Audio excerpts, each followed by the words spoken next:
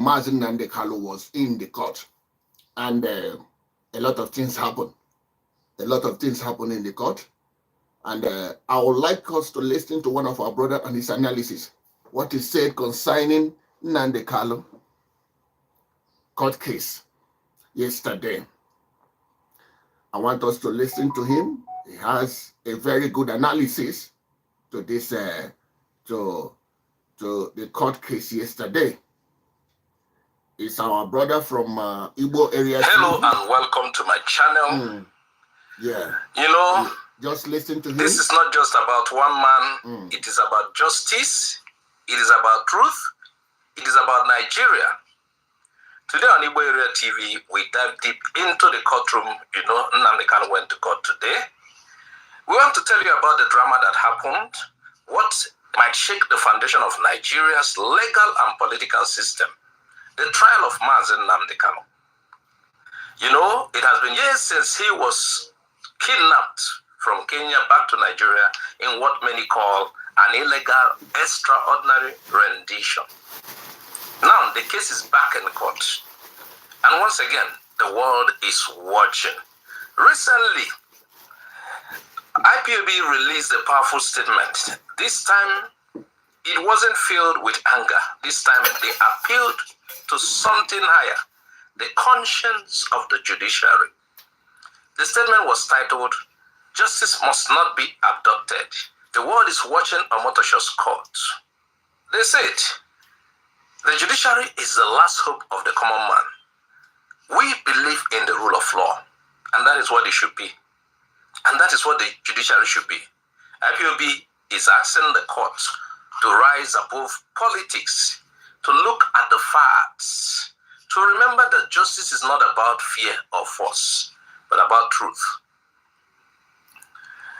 They raise critical questions. Was Nnamdi Kanu brought to Nigeria legally? Did the Nigerian government break international law by taking him from Kenya? And most importantly, is the government trying to jail a man without real evidence? As we go, I will be rolling out for you. You know, it is not just about presenting a case in court, but presenting facts and evidence. It matters so much. That is what the judges use this. So as we continue, the Nigerian government fired back. The lead lawyer chief, Adeboyega Awomolo, says Kanu is not just making noise.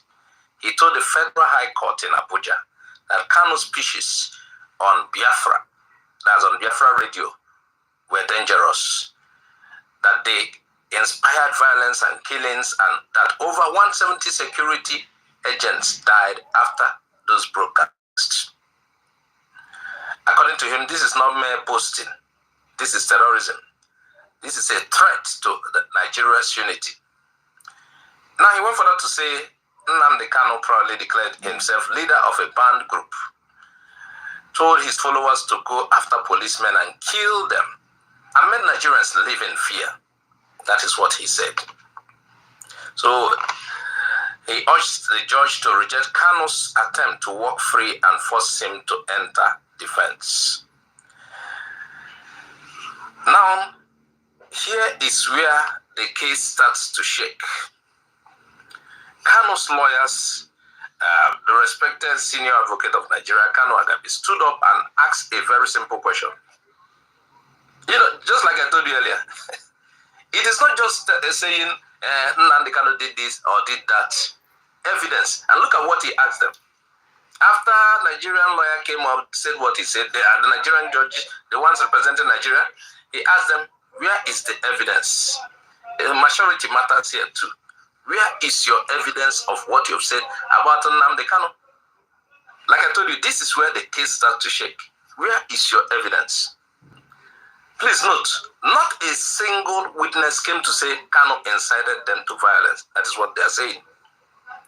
They say all 5 witnesses from DSS only collected statement from Nnamdi Kanu. They did not investigate. Come closer, I want to show you something real quick. Do you guys remember Opera Mini? Yep, they are back with my investigate. So it's like now those people they are presenting as witness are relying on the information Kanu gave them. Not that they really witness or they caught somebody who witnessed. Now, and we had some of this information might be under duress. So the information, they are not presenting evidence in the court based on what you are listening. What they are doing is to use the information Nnamdi Kanu gave them. That is what Nnamdi Kanu judge is saying. He also reminded the court that the charges have been changed 8 times and still no proof. So Nigeria have been, some people say garbage in, garbage out. You bring up charges, the next time you change it again. And that is what we have been seeing. And here is where he dropped the bombshell. The Kanu has been kept in solitary confinement for over 10 years, which violates international human rights law. Now he went further, he said, telling people to defend themselves is not a crime. Even General T.Y. Danjuma told Nigerians to do so, told his people. And by the way, it is natural. If you have a way of defending yourself, you defend yourself. Self-defense is not out of the law. That is enshrined in every law, country's law. Self-defense matters. Okay, perhaps when Nnamdi Kanu said it, it becomes a crime. I don't know. Danjuma told these people recently, defend yourself. I don't think it's once. And even the DSS both said, you are the first line of defense. Before they are invited, you are the first line of defense. And just when you think the case is only about Nigeria, the Kenyan court ruling enters the story. That court found that Kanu's removal from Kenya to Nigeria was illegal. And now the world is asking. Now the question is, did Nigeria commit an international crime? Check it out, to picking somebody not the legal way from another country. Can a man be tried in Nigeria if that's the way he was brought here was unlawful? Can he be tried? Does international law matter in Nigeria? This trial is now a global test of Nigeria's legal integrity. Human rights groups, UN observers, and African justice advocates are watching closely. The other day, we told you some Americans was in court to witness what was going on. You see, that statement from IPOB wasn't just for Nigerian ears. It was also for the international community. Let's face it, this is more than just a legal case. There is a serious political stakes here. Everyone involved must be careful. Remember, some judges in Nigeria cannot travel because of just the past, that's 2023 election. Some judges cannot travel. They were banned from entering the United States and I think parts of Europe because the world is watching. This is a serious matter. You might think, oh, IPAB's case, Nigeria can just do it. No, this is very serious. Now, incitement is seen as telling people to defend themselves. Defend yourself. That is how, the masters explained it. I know President Tinubu is watching too. People are briefing him about what is happening. He knows. Now, if Kanu is released, he may also gain the support of Ndibo in 2027. Forget about what Omar is saying. You people should not make it look as if political or you're making demands. You have to. If you continue keeping Nnamdi Kanu in jail, it pleases the northern elite and the security hardliners. So, Tinubu stands at the crossroads. Justice or political calculation? Peace or punishment? Unity or unrest? And we must ask, is the court truly free to decide, or is it under pressure from the top?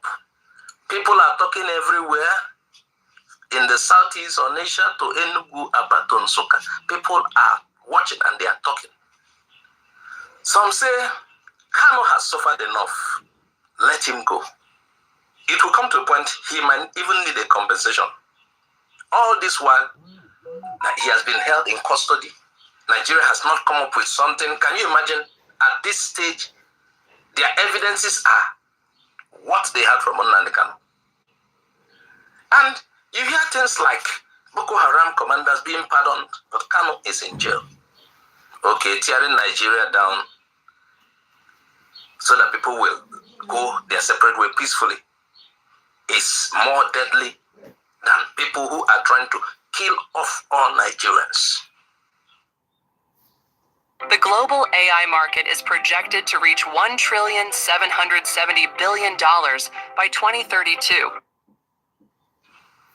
Sorry for that advert. You know, this has become a question of double standard and a question of how Igbo people are treated in Nigeria. The court has finally set a date, October 10, 2025. Would that be for final ruling? Or what? Why are they setting such date? Anyway, that's when Justice Omotosho will decide. Will Kanu be forced to defend himself in court, or will the charges be dropped due to lack of evidence? What the judge decides will echo across Nigeria and the world. Like we always say, this matter is not just about one man, it's about the kind of country Nigeria wants to be. A country that follows the law or bends it for political sake. A country that respects human rights or ignores them when it's convenient. A country that listens to the East or continues to marginalize it. Nnamdi Kanu is not the only one on trial. Justice is on trial. Justice is on trial in this country. The Nigerian Constitution is on trial. The conscience of the nation is on trial. What do you think? Everything is on trial. In fact, the outcome of this judgment I ask again, what do you think? Should Kanu be released or made to defend himself?